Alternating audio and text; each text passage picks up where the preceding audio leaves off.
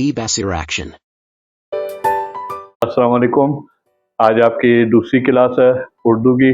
आज हम थोड़ा सा पहले वाली क्लास से आगे बढ़ेंगे। अगर आपने नहीं देखा तो मेरे यूट्यूब चैनल पर जाएं, दी बसीर एक्शन पर, वहाँ जाएं, पिछली क्लास देखें। उसमें इंट्रोडक्शन था उसके अंदर, और उसके अंदर पूरा तारुफ कराया गया था कि उर्दू हमारी ज़िंदगी में क्या हैसियत रखती है और उर्दू से हम क्या कुछ सीख सकते हैं।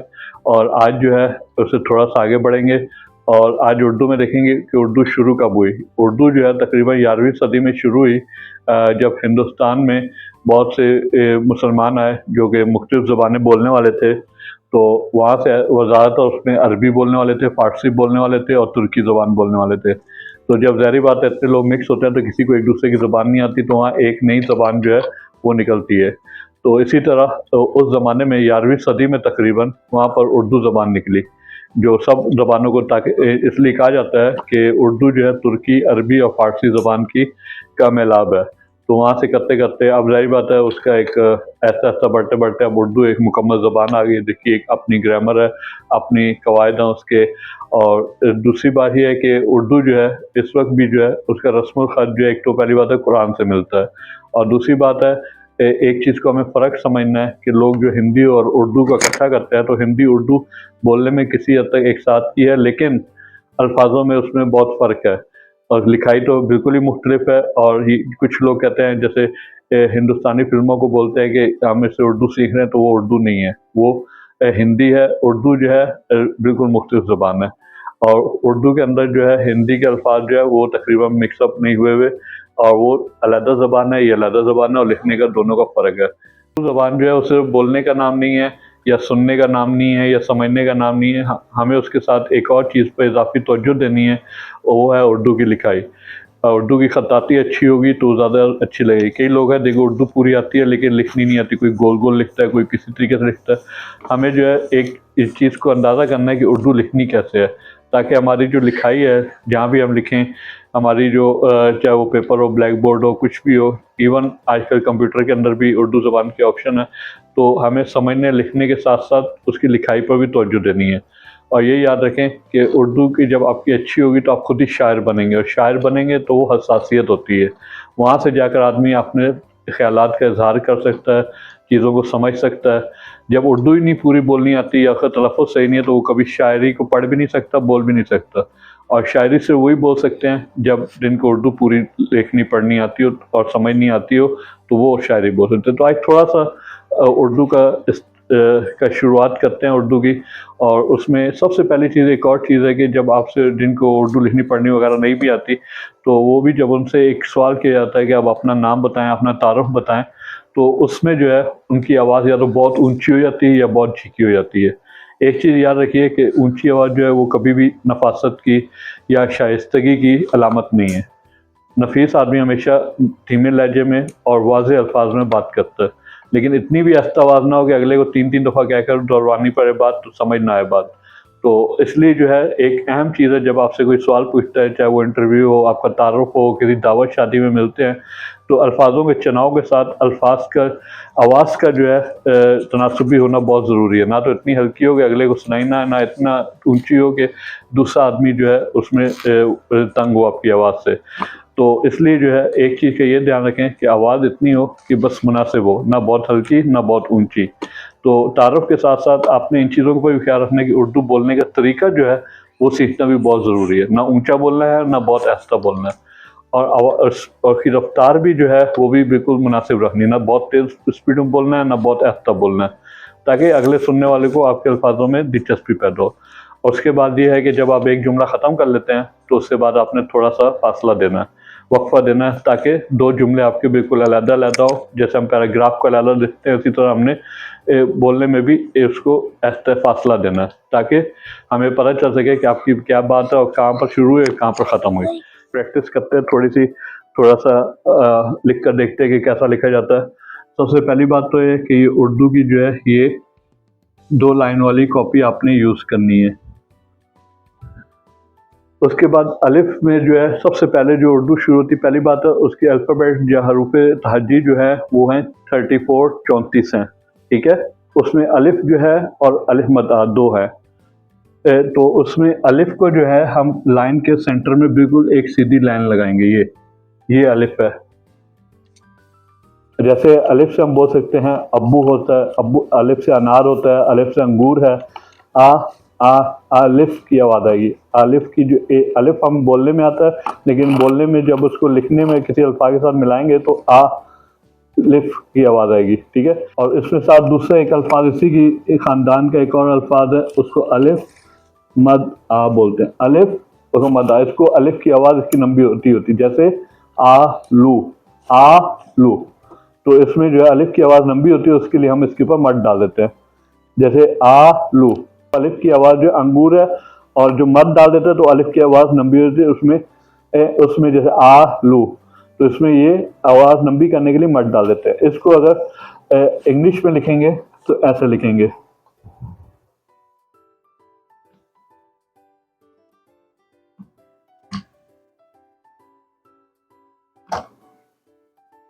इसको इंग्लिश में ऐसे लिखेंगे, अलिफ अलिफ।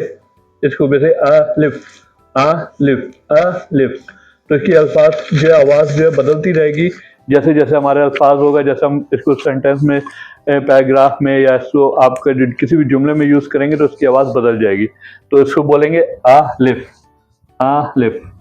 और जब इसको किसी के साथ मिलाएंगे तो आह की आवाज़ आएगी, आह की आवाज़ आएगी। इसको इसको आ लिफ, इसको ऐसे लिखते हैं आ लिफ।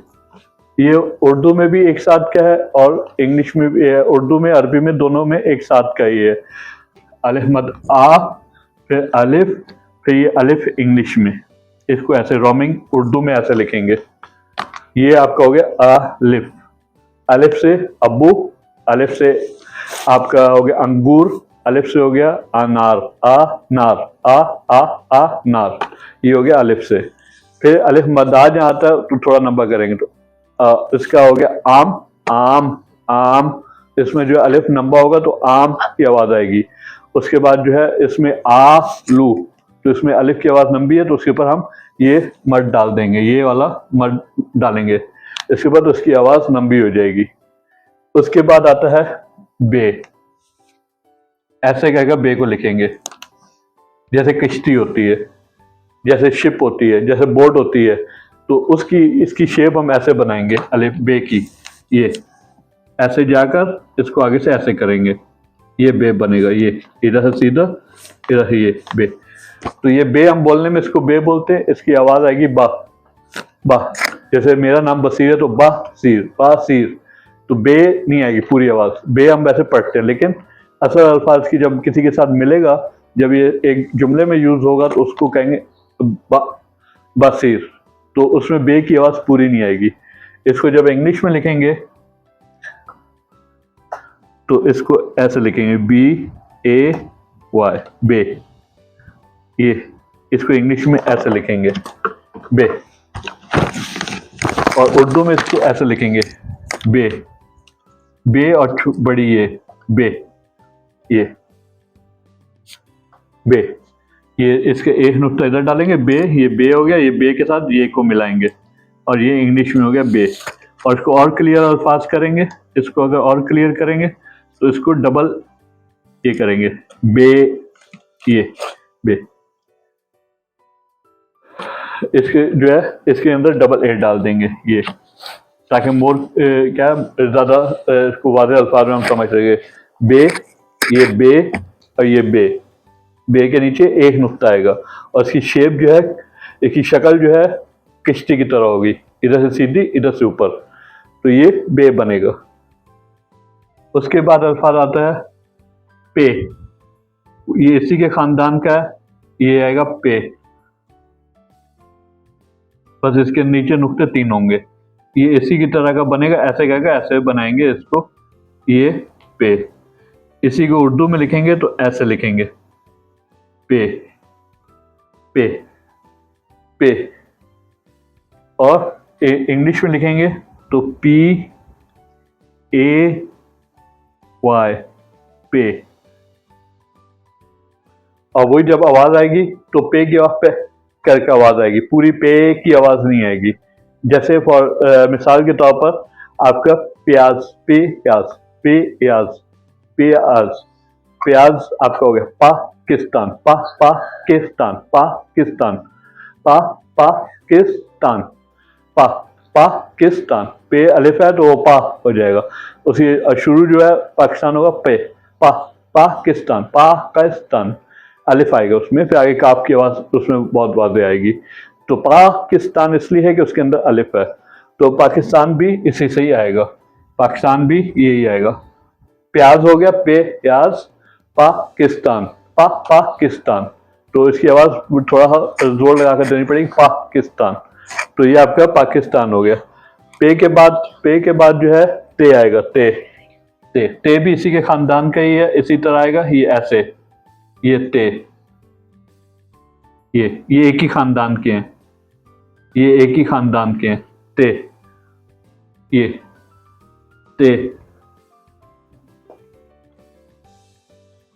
इसको जब लिखे उर्दू में लिखेंगे तो ते, ये ते, दो नुक्ते और बड़ी ये ते। और जब इंग्लिश में लिखेंगे तो ते, ये TEY, टे। तो इसको उर्दू में लिखेंगे ऐसे, ये हो गया बे, ये अलिफ हो गया, फिर अलिफ मद्दा हो गया, फिर बे हो गया, फिर पे हो गया, फिर ते हो गया। ते के साथ उसको जब बे ते, बे पे ते, बे, ये बे पे ते, बे पे ते। ते से क्या आएगा, तितली, तितली, तितली, उसमें आवाज शुरू आएगी ते से, तितली, तितली, तो ते तितली, ते से तितली, ते से तितली, तितली, तितली। फिर होगा अल्फाज तार, तार जिसको हम वायर कहते हैं, तार, तार, तार, ये ते से होगा, तार। रहेगा टे, ये भी इसी के खानदान का ही है, टे, ये टे, इसके बाद तोए हैं। जब इसको ऐसे लिखेंगे उर्दू में तो ये आएगा ते, ये तोए की तरह ऊपर ते आएगा, और इसको इंग्लिश में लिखेंगे टे, टे। तो इसका जो है आप जैसे बात करेंगे टे, से टमाटर, टमाटर, टमाटर, टमाटर, टमाटर, टमाटर।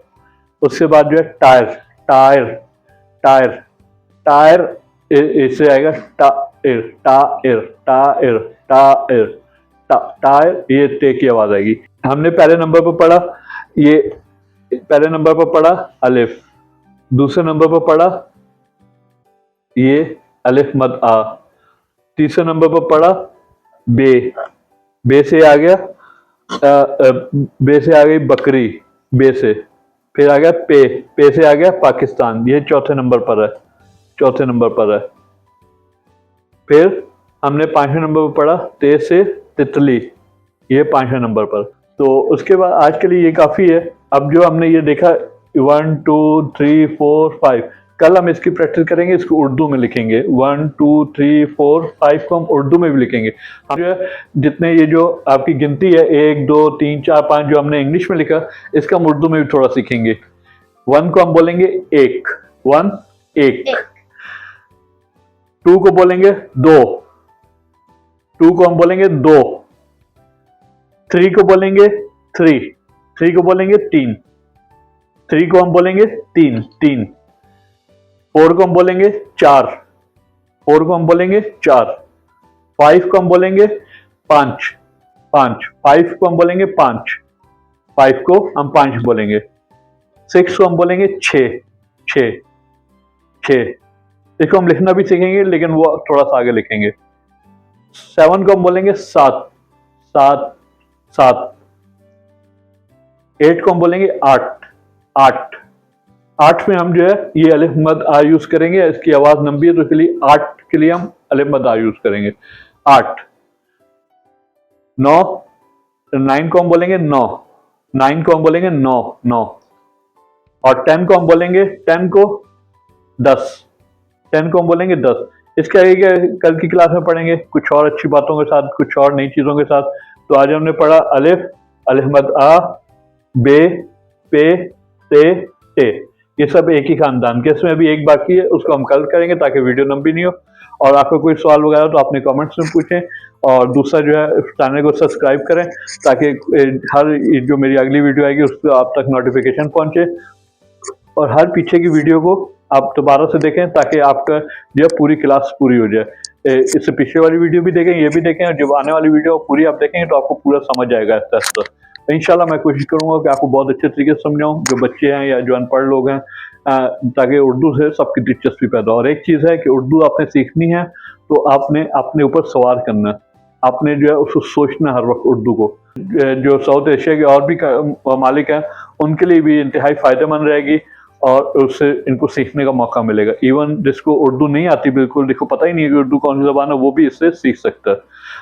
तो इसमें जो आप मेरे साथ रहें, मेरी पिछली वीडियो देखें, ये वीडियो देखें, ये दूसरी क्लास थी। तो इंशाल्लाह ऐसा ऐसा जैसे मज़ीद क्लासें आती जाएंगी, आपके ऊपर मेरा तसव्वुर जो है, मेरा अंदाज़ वाज़े होता जाएगा और उर्दू मज़ीद वाज़े होती जाएगी। इसको अपने ऊपर सवार करें तो ये आपको दिमाग में रोशनी की तरह आपके ऊपर चमकेगी।